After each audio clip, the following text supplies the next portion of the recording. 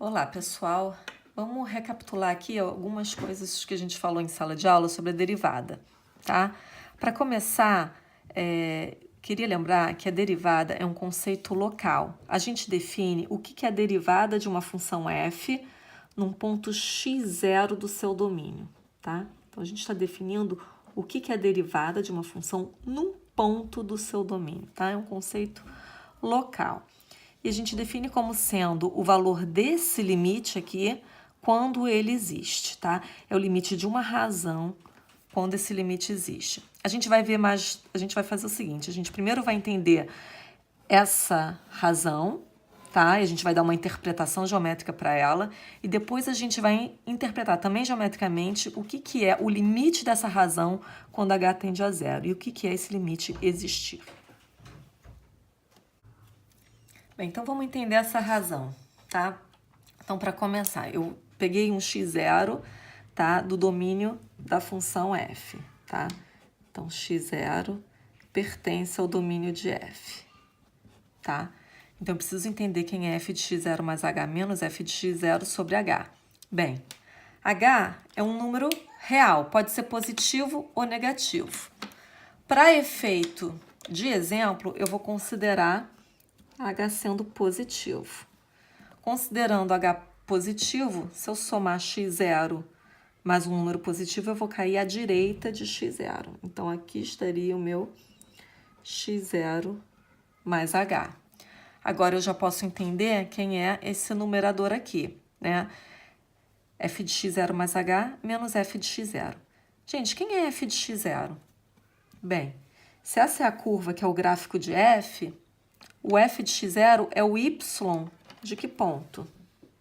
Desse ponto aqui. Esse ponto é o ponto x0, é f dele, certo? Coordenada y desse ponto é essa altura aqui. E essa altura é f de x0, certo? Coordenada y desse ponto. Quem é o f de x0 mais h? Se x0 mais h é esse número à direita de x0, f dele é a coordenada y de qual ponto? Coordenada y desse ponto aqui do gráfico. Que ponto é esse? x0 mais h, f dele. f de x0 mais h. Então, a coordenada y é essa altura aqui, certo?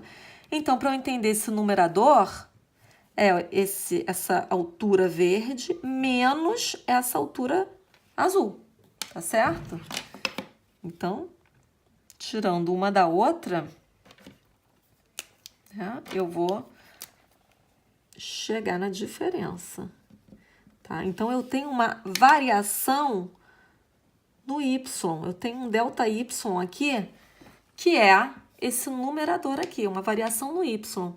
É um f de x0 mais h, que é o tamanho verde, menos o tamanho azul, f de x0. Então, uma variação no y, tá? E quem é o denominador? É uma variação no x, tá certo? Se h é positivo, eu caí x0 mais h para cá.